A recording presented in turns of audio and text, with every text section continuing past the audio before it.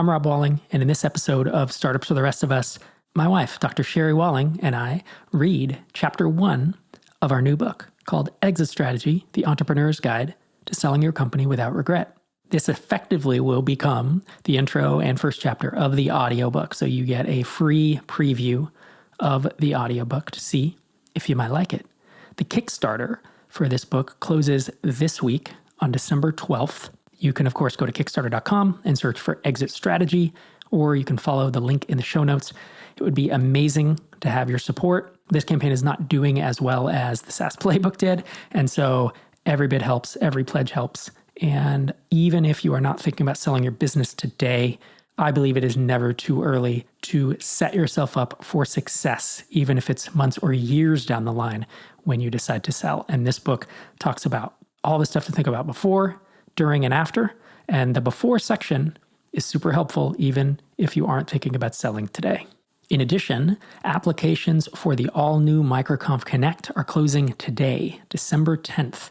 MicroConf Connect is our application-only membership, and we only open applications once per month to ensure everyone who's accepted is onboarded together in a cohort and that we can give them the support they need.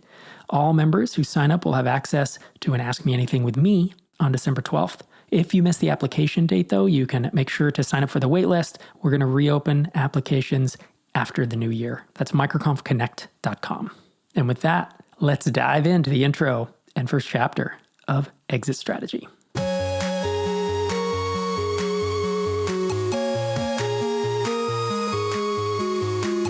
You're listening to Exit Strategy, the entrepreneur's guide to selling your business without regret. Written and narrated by Sherry Walling, PhD, and Rob Walling.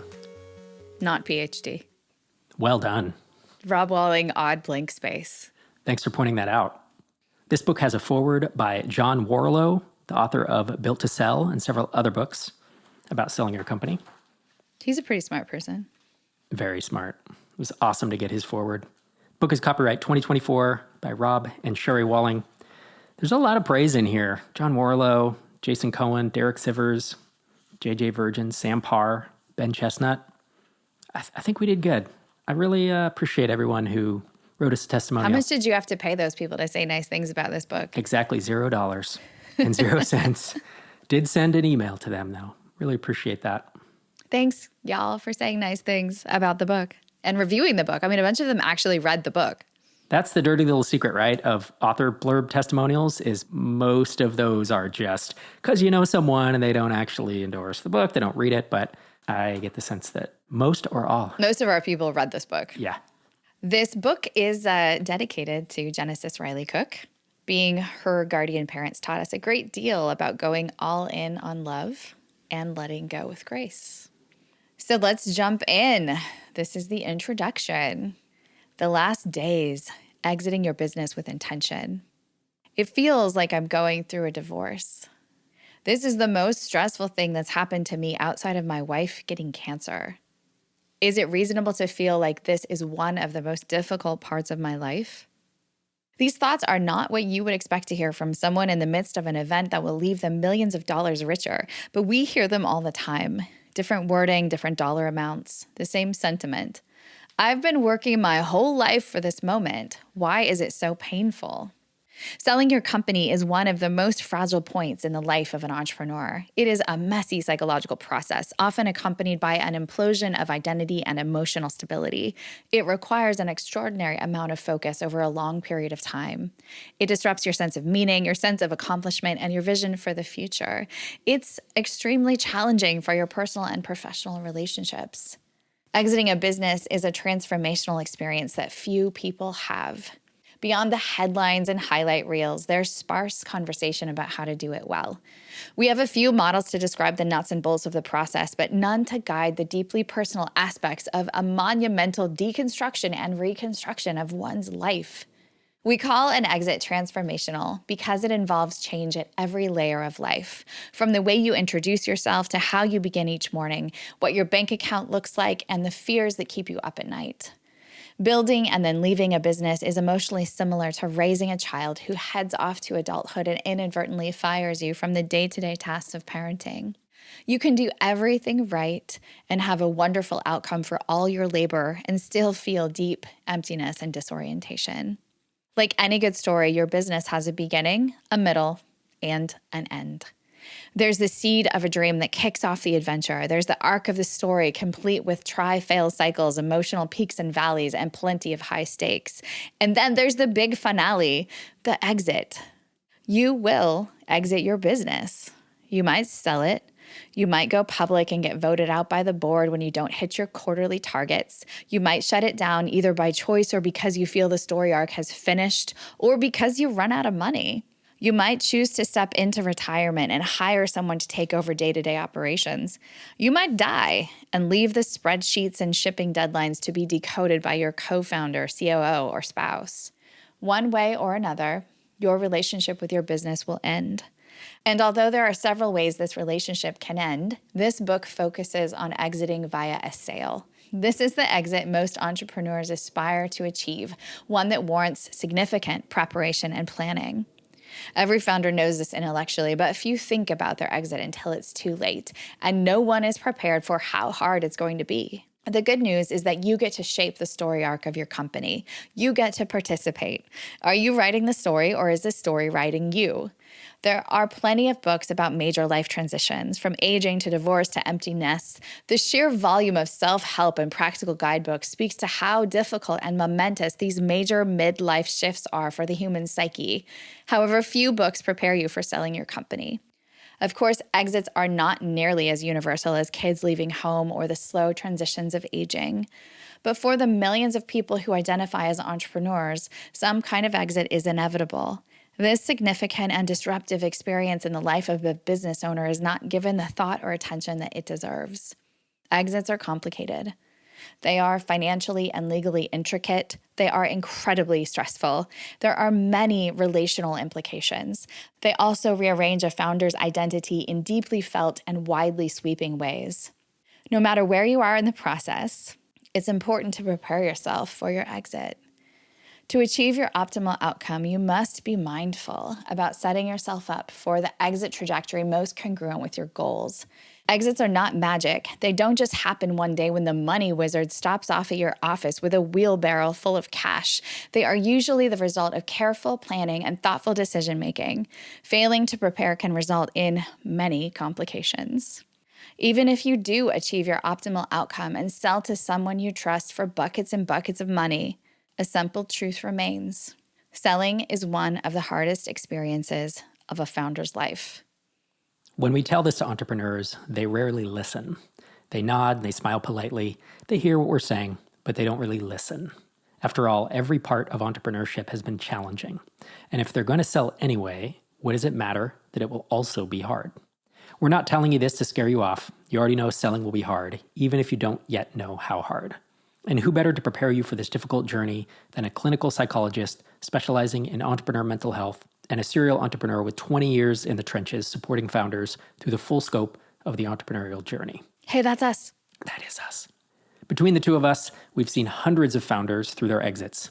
Dr. Sherry has been helping entrepreneurs with their mental health, relationships, and big decisions since 2016. Prior to this, she spent 10 years helping people put their lives back together after trauma, loss, and major disruption. She has deep expertise in grief, along with personal experience coming back to life after a significant loss. For more on this, check out her book, Touching Two Worlds. As the co-founder of Microconf and Tiny Seed, Rob has worked with thousands of founders across all stages of business. He has also started six companies and gone through multiple exits, including his successful and wildly stressful exit from Drip. Did you roll your eyes when you said 6 companies? Like each one of those took years off your life? Yeah, I can name all of my gray hairs and wrinkles after the companies that After each of the companies? Our first book for startup founders, The Entrepreneur's Guide to Keeping Your Shit Together, How to Run Your Business Without Letting It Run You, helps you navigate the beginning and middle of your business's story arc. This book is about nailing the big finale. In writing this book, we aim to shine a light on the path before you so you can see the challenges and pitfalls ahead. We can't make those challenges and pitfalls easier, but we can prepare you to face them. Our goal is this: to help you protect your family, your relationships, and your mental health while working toward the best possible exit for you and everyone in your company. This book offers frameworks to simplify the complex mental, emotional, and relational challenges of exiting. It draws on the combined wisdom of thousands of founders we've coached, talked to, laughed with, cried with, and advised over the years. You'll also hear firsthand lessons from Rob's own experiences selling his companies and my experience cheering him on, as well as insights gleaned from interviews with other entrepreneurs about their exits. Finally, we provide practical strategies to help you exit well. We will touch on the elements of a deal and some basics of negotiation, but this book focuses more on the space between your ears than the line items in the contract. For detailed guidance on deal structure and company preparation, see our resources at the end of this book for well-crafted, practical content about preparing your business for your departure.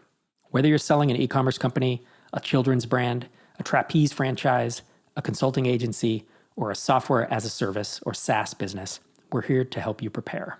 Every exit is unique, and there's no such thing as a game plan that will lead you through all the steps.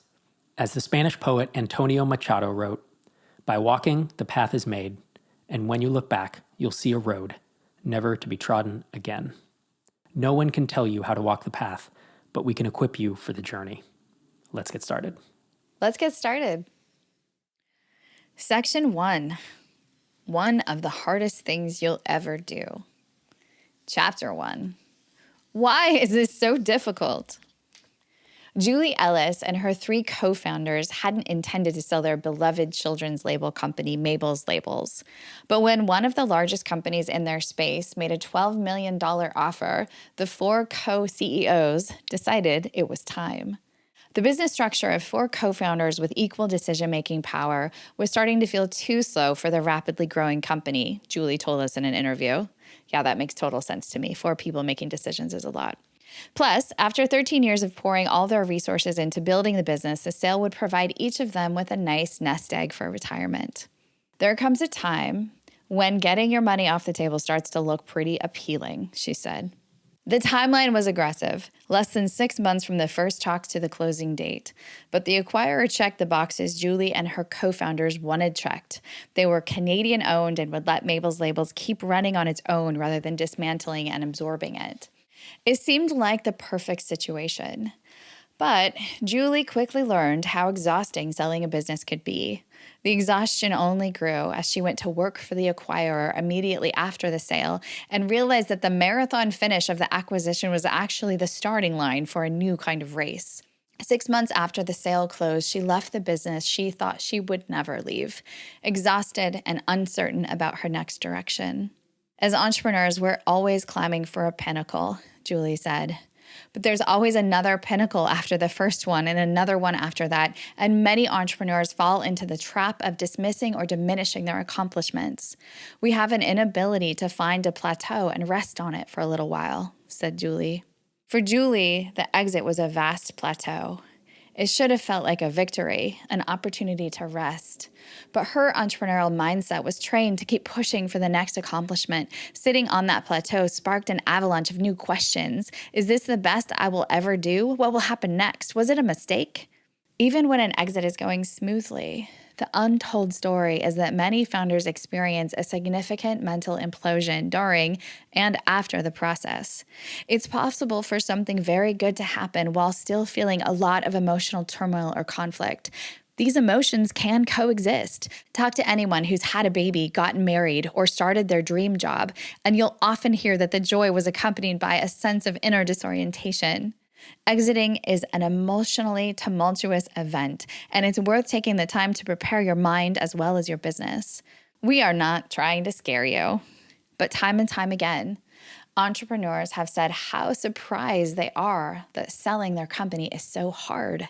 If you go into it with eyes wide open to the challenges and armed with strategies to get through them, you'll be miles ahead of someone who's going into it with the magical thinking of signing some documents that yield a personal bucket of money and a room full of elated employees, friends, and family members. So let's start by digging deeper into the psychology of what makes this process so difficult. Hiring senior developers can really move the needle in your business, but if you bring on the wrong person, you can quickly burn through your runway. If you need help finding a vetted, senior, results-oriented developer, you should reach out to today's sponsor, Lemon.io. For years, they've been helping our audience find high-quality global talent at competitive rates, and they can help you too. Don't just take my word for it. Listener Dylan Pierce had this to say about working with Lemon.io. The machine learning engineer they helped me hire was very professional and even learned a new tech stack to set up an environment to train and deploy machine learning models. He documented his work clearly so I could train it in the future with additional data. I'm super happy with the results. And longtime listener Chaz Yoon hired a senior developer from Lemon.io and said his hire, quote, definitely knew his stuff, provided appropriate feedback and pushback, and had great communication, including very fluent English. He really exceeded my expectations. Chaz said he'd definitely use Lemon.io again when he's looking for a senior-level engineer. To learn more and get a 15% discount on your first 4 weeks of working with a developer, head to lemon.io/startups. That's lemon.io/startups. Your business is your baby. Entrepreneurs are deeply connected to their businesses. In a study of entrepreneurs' emotional experiences and neurological activation, scientists used functional MRIs while asking entrepreneurs to think about an image of their business. They conducted the same experiment with parents, asking them to think of an image of their child. When comparing the brain activity of both groups, they found remarkably similar activation patterns. Specifically, the study showed that activity was suppressed in regions of the brain involved in critical assessment, while it heightened in areas associated with the brain's reward center. In real-world terms, this means that entrepreneurs and parents experience a similar sense of delight and satisfaction when thinking about their beautiful, perfect, above-average children or businesses. Whether we're thinking about our children or our businesses, our perceptions are not entirely objective. Both entrepreneurs and parents tend to view their subjects with a positive bias rather than objective clarity. Running with the parent analogy, you may rationally understand that your relationship with your children will change as they mature. You may also know that the goal of parenting is to raise autonomous, independent individuals who do not live in your basement. Our 18-year-old moved out, went to college, and currently lives in our basement. So this one hits a little close to home. Whoops, we might not be very good at this. You may even be emotionally ready for your 18-year-old to leave home to preserve everyone's sanity. However, understanding this doesn't make the transition any less emotional or challenging. It's not so different with a business. If you've built it well, there will come a time when the business outgrows you. But neurologically speaking, entrepreneurs often don't perceive a clear separation between themselves and their businesses. This means that, no matter how rational you pride yourself on being, it's incredibly difficult to see yourself and your business objectively during and after your exit. When you commit so much of your time and energy to the formation and growth of a business, it is perfectly natural for the business to become an extension of your identity. You intertwine yourself and the business, and other people may see you and the business as intertwined. Those years of intertwining get unraveled in an exit, a topic we'll explore in the latter half of this book. There are psychological pros and cons to thinking of your business as your baby. Generally speaking, it isn't a great idea to tie your well-being to an external entity that is highly vulnerable to social media algorithms or the supply chain from China. Too much of your identity is wrapped up in things you can't control. But regardless of whether or not it is optimal, the neural imprinting between a person and their business is substantial and consistent. Another reason it's difficult. You're entering the unknown. Businesses tend to grow slowly. You have the seed of an idea and then spend months or years on your own building it into something people want. You create your team slowly, refining your product and growing your company until you suddenly look around and realize you have 20 people working for you. And then, in a move that can feel like it happens overnight, you begin an exit process. You find yourself in a new location, a new world. The sudden shift is disorienting, to say the least. Here's a quote from a post-exit founder. As a first-time founder, it's scary giving up a business you know is going well, and recognizing whatever good fortune that allowed you to thrive might not be repeatable. It's not just the suddenness of an exit that's disorienting. It's also the potential loss of your identity, direction, and purpose. Returning to psychology, if you consider the typical progression of human development, we see rapid changes in our early lives. We try on adolescent identities, a jock, a punk, a goth. I like the Breakfast Club. We leave home for college, perhaps switch our career paths a few times. We enter into and leave intimate relationships. We establish ourselves professionally. We purchase homes and couches, 2 cats and a fish tank. We might have children. We start companies. As we age, the rate of these life-changing events slows down. We can no longer move apartments in one afternoon with our cousin's pickup truck. We grow comfortable with our stable lives and identities. Mature adulthood means that generally we know who we are and how our life operates. And then we face an exit, and we're thrown into the unknown once more. Because of the depth of the relationship between the entrepreneur and the business, this is not a casual unknown. It is a deep unknown, a fairly comprehensive recalibration of who we are and how our life works. Most dramatic, life-changing events that happen in the middle of adulthood are traumatic, like a car accident, a divorce, the death of a parent. What comes after the exit can be daunting. The exit creates instability and unpredictability. And after years of leading and directing the path of your business, it requires you to surrender control. It can feel like going backwards. Here's another quote from a post-exit founder. "It's not often, as a 43-year-old, I have a major life decision. Most of what we want at this point is predictability, and the uncertainty of what comes after this is daunting." It can feel like you're 18 again and wondering what the hell you're going to do with the rest of your life. On top of all that, going through an exit is incredibly isolating. Think of it like an iceberg. The tip of the iceberg is the public perception of what you're going through. Everything below the water is what you're actually experiencing. From the perspective of your employees, team members, and the public, exits are seen as times of celebration. Pop out the champagne and the celebration emojis because now you're a millionaire, right? Which is the celebration emoji? There's a confetti one, and then there's one that looks like a bullhorn with confetti around it. I think if you type in :confetti, oh, that's in Slack anyways. Ah, all right. And while that's partially true, because getting millions or tens of millions of dollars wired to your bank account is a pretty incredible moment, that's only the tip of the iceberg. The rest is an incredibly nuanced experience that the founder goes through alone. You're trying to make the best decision for yourself and your business, processing a complicated multivariate analysis in your head. And often, you might be legally barred from talking about what you're working on. When I sold Drip, I experienced a barrage of congratulations, while mentally, I was almost at my breaking point. This created a deep sense of disconnection because it was nearly impossible to talk about the realities of the exit due to non-disclosure agreements, or NDAs, and the dearth of people who could relate to my experience. Exiting is a low-frequency event. There just aren't that many people who've done it. Many other major life transitions are universal: puberty, completing high school, choosing a life partner, pregnancy, the death of a family member, a child departing home, and aging. They are challenging shifts, but almost everyone you know has experienced them. There's plenty of collective wisdom and guidance available to help you navigate these difficult transitions. Not so with an exit. It's a pretty small club, and you have to work hard to find commiseration, guidance, and support as you enter this unknown territory. And there's no blueprint. Another factor that adds to the feeling of isolation is that there's no blueprint. Exiting is like a fingerprint. No two look exactly the same. As we mentioned, exiting is a low frequency event. It's also a high variability event, which means that even the few other people in the world who have gone through an exit haven't gone through your exit.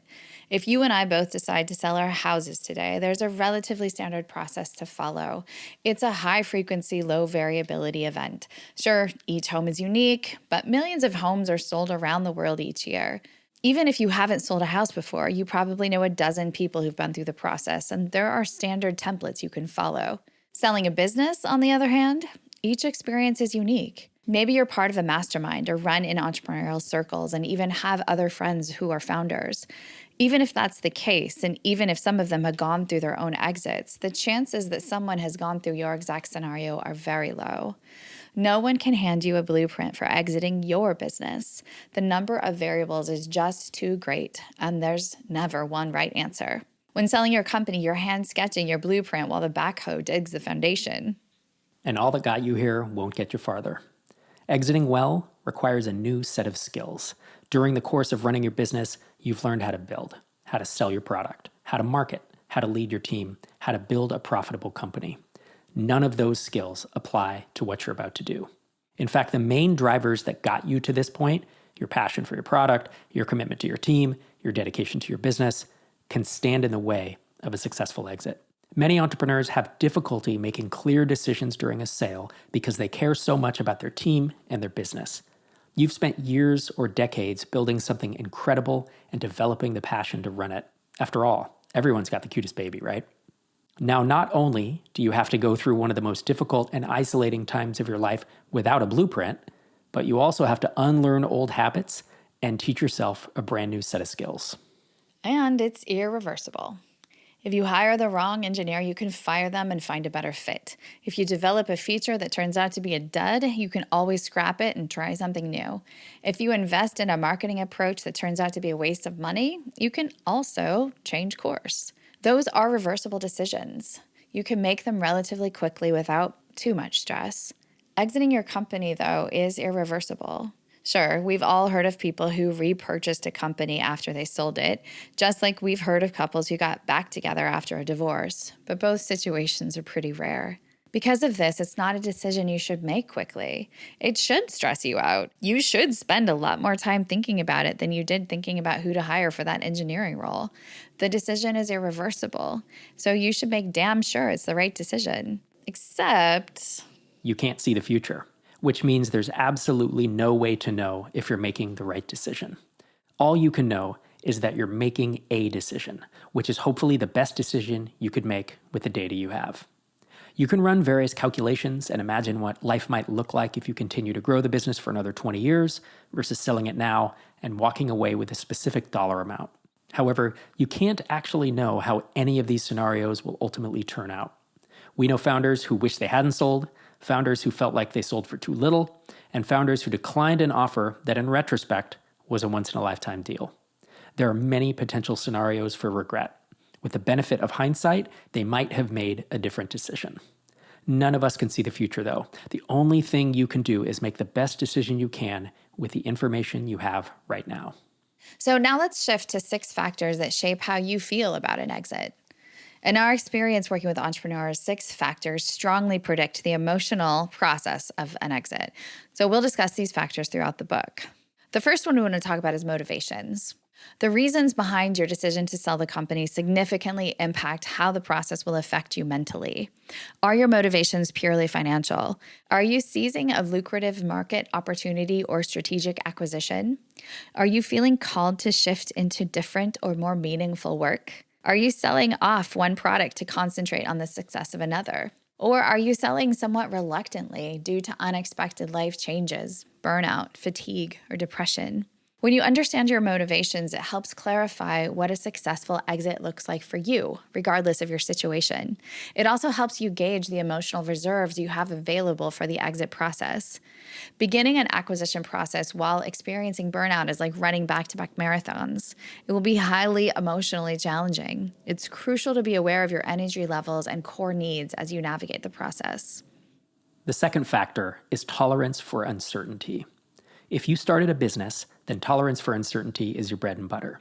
But as we've mentioned, the level of stress and uncertainty during the exit process is a whole new ballgame. Founders who have a high tolerance for uncertainty will have an easier time during their exit, but even if that's you, it will require all of your coping skills to rise to the challenge.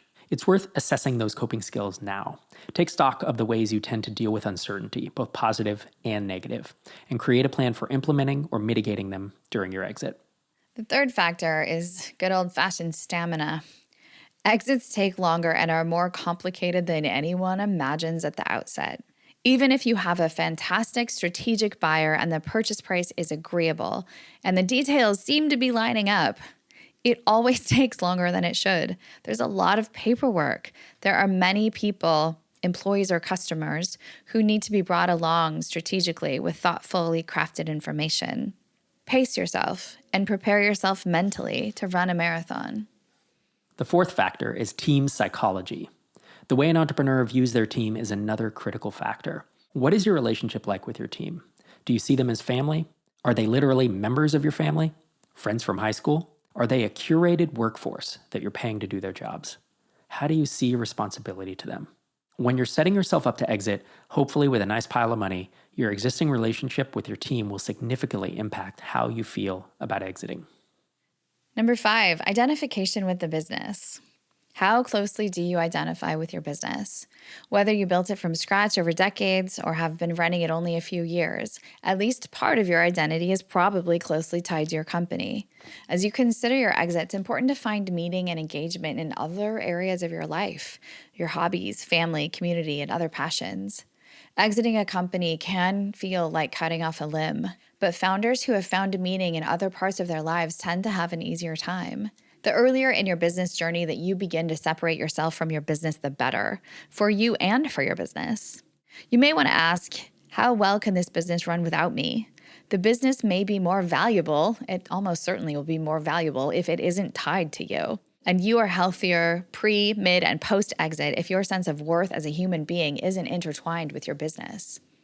The sixth factor is a sense of what's next. It's easy for a founder to get so wrapped up in the exit process that they're not thinking about what comes after.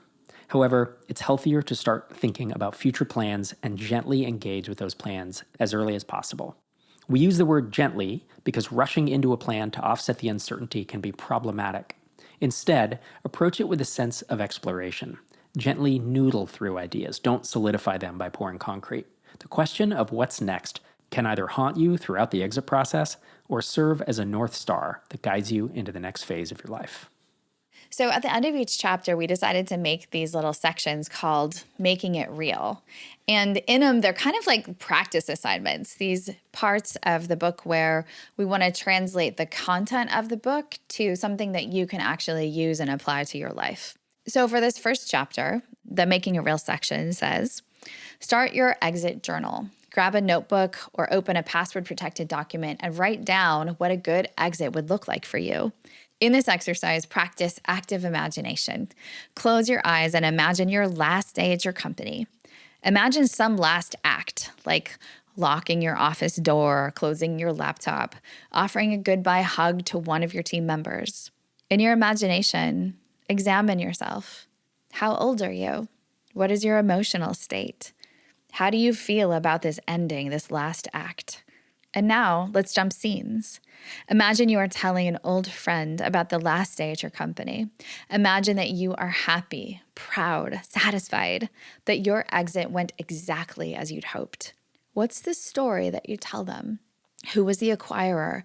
What was the sale price? Where are you taking your loved ones for a celebration? Now begin to imagine yourself in this scenario. It is one way to practice a not yet experienced reality. And we wrap up chapter 1 with a sidebar titled, Think About Your Exit Before You Get Started. Ideally, you've been thinking about your exit since day one. A good exit strategy is like a prenup in a marriage, especially if you have a co-founder. Hey, do we have a prenup? No. Our net worth was like $8. But I had a guitar. That's true, $8 plus a guitar. Entrepreneurs who have never thought about it usually find themselves blindsided 3, 5, or 10 years into a business when life circumstances change. They get tired of the business or they get an offer with a shocking number of zeros. Everyone exits. If you don't plan for it early enough, you'll find that your business isn't prepared to go on without you once the day comes. And if you don't think about yourself exiting, you'll be emotionally jarred when you find yourself pondering, now what do I do with myself? In your mind, begin to see an exit as a universal stage in the life cycle of any entrepreneur. Make it the assumption, the default setting. Not to get too dark about it, but a helpful analogy is thinking about exiting your business like making sure your affairs are in order for the end of your life. That is dark, dude. Nobody's gonna die. Nobody's gonna die? Oh, wait, whoops. People are depending on you to leave your business in good shape if you suddenly need to leave. There's no way around death, taxes, and exits. Have an ongoing open dialogue with yourself and the relevant people, even if it's just a password-protected document where you can jot down thoughts and explore your exit ideas from time to time. Whether or not you can visualize the end of your relationship with your company, start having that conversation with yourself today. Don't wait until you're forced into it without having enough time to think and plan. You might miss an opportunity because you were unprepared to seize it. And definitely don't wait until you're in the middle of stress and burnout to make some of the most important decisions of your business life. Though, if that's you, we'll walk you through that process too. Hey, good job reading. Yeah, you too. You read good. Thanks for joining me on the show. I know I grew up reading and writing and arithmeticking and speaking English. Speaking English. Well, thanks for joining me on the pod here. My pleasure. Thanks for writing a book with me. How'd it feel reading that first chapter? Like, we have not read the book out loud. It really... Well, I just gave a talk about the content of the first chapter. So I didn't read the book, but I actually used some of the language verbatim. So I felt like, I have actually read this out loud before. Did you just say, I haven't read the book? The book that we wrote? No, I haven't read it out loud. Oh, got it. I've read it multiple times. Like proofreading, yeah. Yeah. But I have not read it out loud. It's not been the book that our children have requested for their night pre-bedtime story, being as they're 18 and 14. I think it felt good. It holds up. It's always a different experience reading something out loud. Yeah, I mean, other times that I've done this, I've like really wanted to edit things. Like as I'm reading it, it feels clunky or like, no, that's not how I want to say that. But I made a few little wording adjustments as I was reading. But generally speaking, I think the writing is quite good. Yeah, I'm the same. Every audiobook I've ever read, I have made edits to the manuscript as I've been making it because there's just certain things that you find are clunky. Or I believe in like the read through of the SAS playbook, there was one sentence where it was missing the word not. And so I said the exact opposite. It was probably something like, you should definitely do B2C or something like that. And I was like, well, it has to be not. I cannot print this book. People think it's an April Fool's joke. So anyways, thanks for joining me on the show. Folks want to learn more about the book. Where do they go? ExitStrategyBook.com. See you next time. Peace. Thanks to Sherry for joining me on the show today. And thank you for joining me this week and every week. This is Rob Walling signing off from episode 743.